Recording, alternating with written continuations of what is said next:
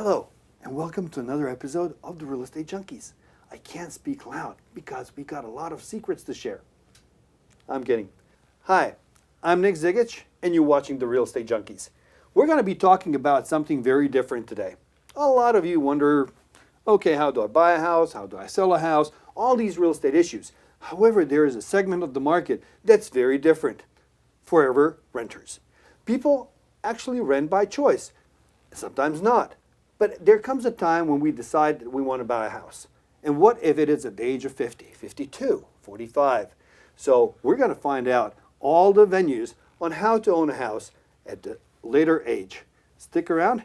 We'll be right back. Welcome back. I'm here in the studio with a friend of mine and a great guy, John Thompson from the First Priority Financial Company. John, how are you? I'm doing great, thank you. Welcome again to the studio. I appreciate it. Your team name? TG Loans Team. I love it. TG Loans Team. Now, there are partners too, so when we need to solve problems, we address them, and we do them together. So we have a separate issue today. Yeah. And that is forever renters. Yeah. You have those? We do. I mean, and they're actually great people to work with. A lot of fun. So Of I've course. a good story to share with you in a moment. Yeah. Yeah, it's actually interesting. We had an open house the other day, and there was a lot of people that went through. And as we were preparing the show, there was 50% of the people that came by were actually in the market of buying a house for the first time, Yeah. even though you would never think so. So it has been, I guess, with this change in the market and the market climate, something that changed people's mind and said, you know what, I might even want to own now. Yeah. Yeah, you know, I think what we've seen a little bit of a shift as well. You know, when we think of first-time home buyers, normally you're thinking of sort of young couples, or they're just getting married, having kids, whatever else, that kind of thing. But we found there's actually people, you know, as you said a little bit earlier, that are into their 50s now that are saying, you know, maybe I can finally get in the marketplace. You know, they've lived here in Southern California where it's so expensive for so long, and the prices have now gotten to a level where they feel like they can actually get in. And they feel like there's enough time to be able to build a little bit of wealth through that home ownership over the next couple of decades. And I agree with them. Yeah. So what is the best way to approach when somebody does want to buy a house at this point of time? Yeah. And they call me and say, I want to buy a house, and we go out looking and shopping and so on. What's the best way of preparing those particular clients for the financial process? Well, I think it's the same basics you might go with anyone else, with a little bit of a twist on it. You know, they still need to have their credit scores done and access all their money and bring their documentation and their paperwork together, which can take time. You got to do all those kind of basics, but you got to dig a little bit deeper with these folks because they've been saving oftentimes for many, many years. Right. They don't tend to have a lot of cash because they've been renters. They haven't really built up, a lot of other kind of things. They do tend to have money in retirement accounts they've had for quite a while.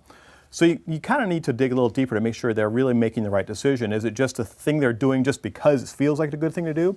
Or is it some kind of maybe part of a larger strategy long term? So what do you find out more? Well, I think there's both people. Mm-hmm. I'll share with you a quick little story of some recent clients, Greg and Tina, who came in and, a great guy, really lovely family. He's a pastor, he's an ex-boxer, he works in construction, a real down-to-earth, really great person. But has never made a tremendous amount of money in his life, right? Okay. But he has saved money, been a diligent saver, doesn't waste money, those kind of things. So he says, I want to buy, and I think it's important now because I want to retire at this age. And he had a specific target. And he said, and it seems to me that the one way I can do that a little quicker than other ways is by owning real estate, which is true. Right. Because you can leverage that asset. It's the only thing you can buy with mostly other people's money, which is a great thing. So they come in, and again, they don't have a lot of money, so we got to dig around and figure out how do we get them into a home with very little money, and payments they can afford, because they're still not making a ton of money. In their case, we looked very closely at a HUD program, administered by FHA, the Federal Housing Administration, which allows you to get into a home for as little as 3.5% down. And if you're pretty creative and you manipulate the numbers, you can actually get credits to pay for all their closing costs and different things like that. They got into a wonderful home, in a great little area for almost as much money. You could actually, it cost you more money to buy a car than what they put into this home, if you can believe it. Well, that's a great story. Yeah. Of course, a lot of people would be listening to the show today and asking themselves, how do I get in a home? So, Sure. of course, they would call me to start with. Absolutely. But the fact is that the financial preparation is the key to actually resolving those. And I think most of all is that a lot of people that I speak with feel that the knowledge coming from the media, from their friends, and so on, is just all the knowledge they need. And there's obviously a whole hidden gamut of things that you financial guys know about. Well, you've hit on something that's very near and dear to my heart. You're absolutely right. We're in this age, right, Nick, where you can get information about every single thing you want to get, right? How to create a TV show, right, like we're doing right now.